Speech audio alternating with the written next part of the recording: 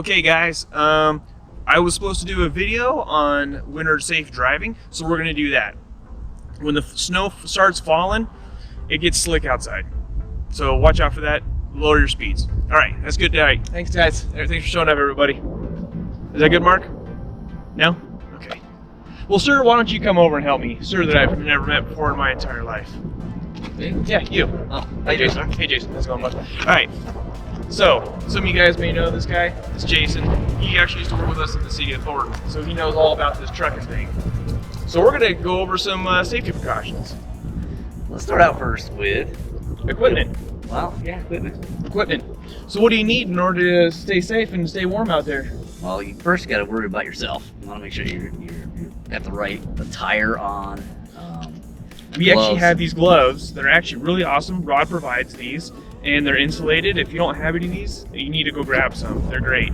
They're really good for keeping your hands dry. Because when you're dealing with this stuff and you want dry hands, when you start putting your chains on, your hands are freezing, you ain't getting those things on. Or you're just going to freeze to death and just not do very well. Yeah, you want to make sure that you're prepared to be outside of the vehicle, even though a lot of the time you're going to be inside the vehicle. You got the heater going. You know, dressing in layers is really important because it can be very hot in the cab, and then you get out, you're already kind of sweaty, and then that's where you can get in really big trouble really quick. Yeah, cotton is actually really bad for the winter. Yeah, I remember you used to tell me cotton's a death fabric. It is. A lot of people will double up on their socks, and have the cotton socks, and what happens is it sweats, and then the cotton draws the heat out, which thus frees your feet even more. Wool, Right. synthetic fiber, especially in your boots, is very important because the boots that you guys wear on a regular basis are, insulated. They got lots of protection, but what it also does is create sweat. Sweat is not your friend when it's really cold out. Yeah, absolutely. So, and also the other thing is too, you guys got to also worry about having the right pants and stuff like that too. Like I know personally, I have some pants that like the water just beads off of them, so I don't have to worry about my pants being wet all day and then being in your cab. And, after a while, it starts getting itchy if you have wet pants, man. It's annoying. Yep, same with jeans. Jeans are cotton, so you get those wet, they get hard, and they get wet, and then they freeze, and then they get stiff, and then it's just drawing the heat right out of your body. Yeah. When you're getting out and you're checking your truck and you're putting your chains on and all those things, the good thing is you want to really practice putting those chains on and off. Yeah, and that's the important thing too, guys. I know that some of you guys know everything about putting chains on, but just to be on the safe side, let's go over it. Well, pull me aside, and me and you will go through this together, and you can do it as many times or as little amount of times as you want. But it's gonna suck when you get out there if you can't. You're like, oh crap, I haven't done this all summer, and now I don't remember how to do it, and you're stuck in the snow, and it's up to your ankle or something like that. Although, for me personally, I don't know about you, but I always thought a good time to put your chains on was obviously when you get to route and you go to stop at a can, and then you hit the brake, and then the can goes that way, and you just keep going Yeah. straight, and you're like, oh, it's going to take me 10 minutes, 15 minutes to put these chains on. How long is it going to take me per can to slide past it, back up, and then have to do it again? Or going up a hill. Yeah. Very, very good point. If you're thinking, should I put chains on? Shouldn't I put chains on? If you're asking yourself that, Put them on. put them on. Put them on. Don't even. How long? The first thing they're going to ask you in the kangaroo court is going to be like, "Oh, hey, did you guys put your chains on before you had that accident?" No.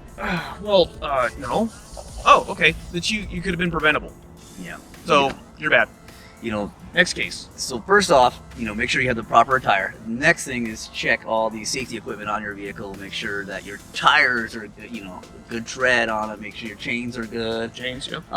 You have your triangles. You have all those safety equipment on your truck before you get out there. If they allows, have a spare set of chains, but always be checking those chains.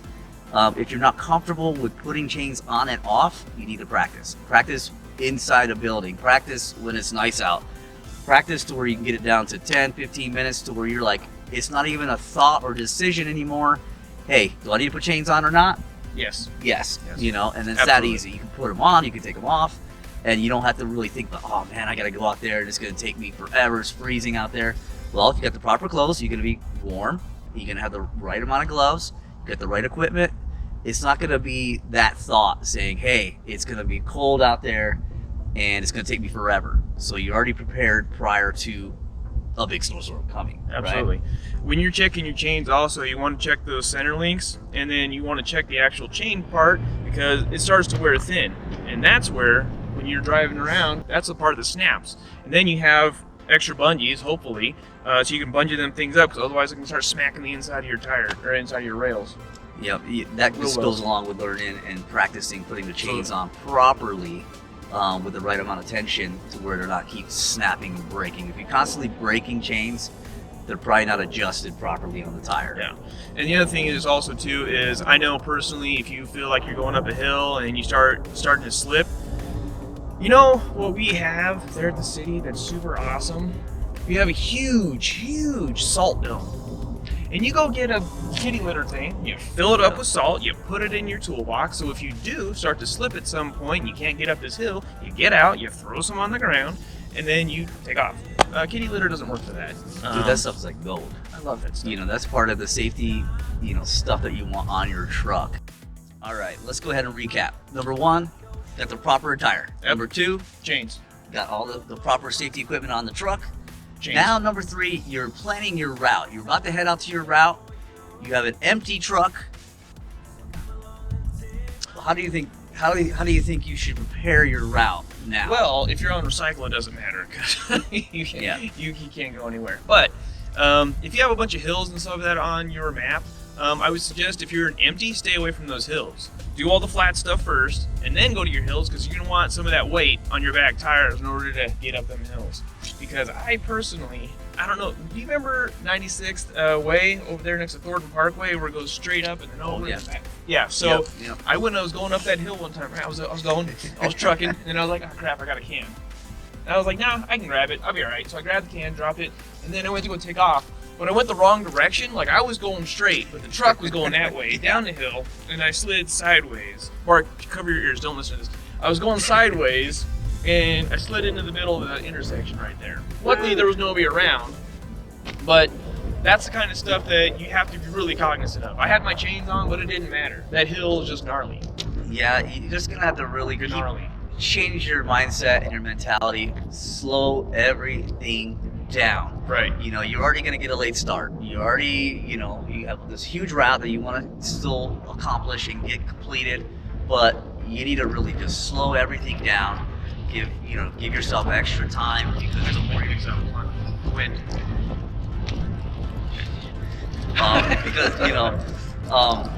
Just keep it slow, steady, because at the end of the day, whether that route gets done or not, it's your responsibility to make sure you keep the truck safe, yourself safe, and the public safe. Absolutely. So doing these simple little, preparation is going to help in the end. Kind of a cool little story. What I always picture when I'm driving anything in the snow is you got your grandma in the passenger seat with a big pot of green chili and it's to the brim. Really, just always imagine that. Never because thought about that. you don't want to make any sudden stops because it's gonna splash all over. You can try to take off, it's gonna splash all hot green chili all over your grandma. Now you're taking a sharp turn. She better hold on to that thing like Every single movement is smooth, very gradual, and no sudden turns, movements, stops, takeoffs. Keep it real slow, and that's where I come back to just keeping it really slow and steady. Now, my thing too is I always keep the Telma on, and I always keep my power divider on when I got my chains on. I keep it on while I'm on route, and then when I leave my route, I turn off the power divider on so I just can't have it on. But I keep it on all the time. I don't even mess around with it. If I have to put my chains on, I don't think there's a reason not to have it on. Personally, I don't know how you feel about that. But also, we've been getting a lot of debate whether it's a good idea to put the chains on the front axle or a second axle or a third axle. It doesn't matter. Just make sure that they're on. The power divider is going to put the power to where it needs to be at anyway, so it doesn't matter where it's at. The Telma is one of the biggest things that I can be an advocate for. Instead of hitting those brakes and sliding past, your Telma will literally slow you down and bring you to a stop most of the time if you're in the snow. It'll at least, you really just barely tap the brakes. Right. Because if you actually put your tire, you slide forward, you're going to make a little hump of snow, and then it's going to be a pain in the butt getting over that snow. Then you get stuck. Yeah. A couple of things I just remembered. As part of the safety components of the truck, and how many times have you gone on a route, it's snowing like crazy, and you have no washer fluid?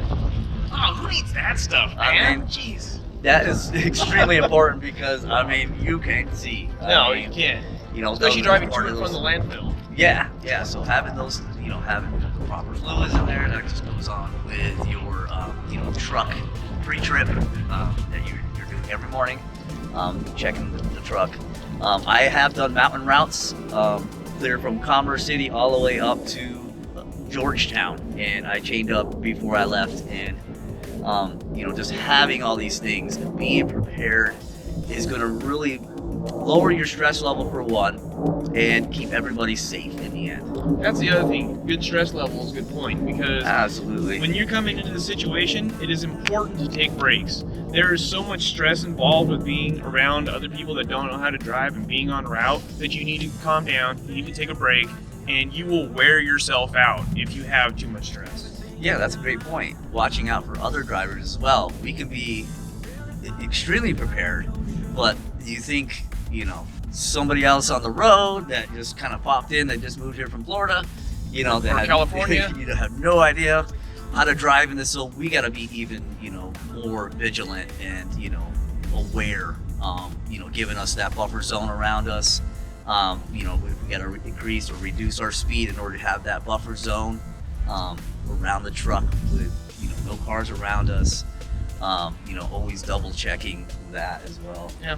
Just the moral of the story is, guys, be cognizant of your surroundings at all times. Always have yourself a way out. Just be prepared as much as you can be, but this isn't Tokyo Drift out here, so just be careful. These trucks are very, very dangerous when they get moving on that snow and they can't stop. The most important thing is just be ready before you need to be ready. Yeah. Practice.